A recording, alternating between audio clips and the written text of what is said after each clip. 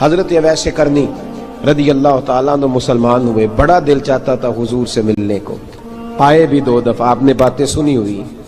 اماں بوڑھی تھیں، اماں بوڑھی ہو اور ماں حکم دے دے کہ نبی پاک کے پاس نہیں جانا، ذرا سننا، تو حضرت اویس قرنی، یہ داتا گنج بخش علی اجویری نے لکھا ہے، یہ امام شورانی نے لکھا ہے، یہ تمام ان پہ سیرت نگاروں نے لکھا ہے، کہا بیٹے میں کمزور ہوں، مجھے چھوڑ کے نہ جانا، چھوڑ کے نہ جانا۔ ایک دن بڑی منت کی، رو پڑے، اماں نے کہا بیٹا جانا، لیکن اگر حضور گھر نہ ہوئے تو تلاش نہ کرنا، میں فالج زدہ عورت ہوں، اٹھ کے چل نہیں سکتی۔ او بھائی، حضرت اویس کہتے میں نے دروازے پہ دستک دی، یہ امام شورانی کے جملے، سیدہ عائشہ صدیقہ اندر سے بولی کون ہے دروازے پہ؟ حضرت اویس قرنی دروازے پہ کھڑے، کون ہے؟ بڑی عاجزی، بڑی درویشی، کہنے لگے اماں جی ایک فقیر ہوں، یمن کا رہنے والا ہوں، ایک فقیر ہوں، ایک درویش ہوں، یمن سے آیا ہوں، محبوب سے ملنا ہے۔ کہا وہ تو گھر میں حجرے میں تشریف فرما نہیں ہے، باہر دیکھ لو، مسجد میں یا کسی جگہ تلاش کر لو۔ تو حضرت اویس قرنی کی آنکھوں میں آنسو آئے، کہنے لگے وہ آئے تو بتا دینا کہ ایک قرن سے فقیر آیا تھا۔ یہ امام شورانی کے جملے ہیں۔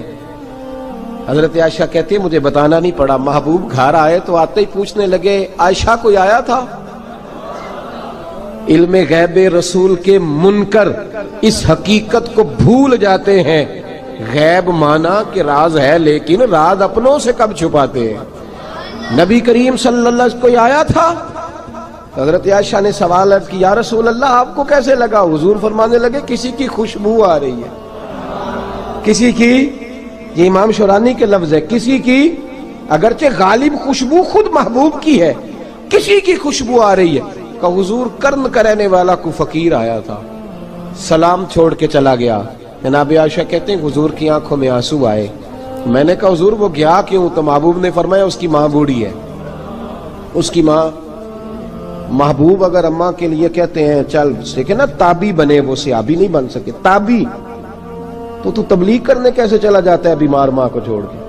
تو پیر صاحب کے ڈیرے پہ کیسے پہنچ گیا اماں کو چھوڑ؟ تجھے کس نے اجازت دی کہ ماں باپ بوڑھے تھے اور تو کہے جی میں وہاں جا رہا ہوں، میں نے چلے کرنے ہیں، وظیفے پڑھنے؟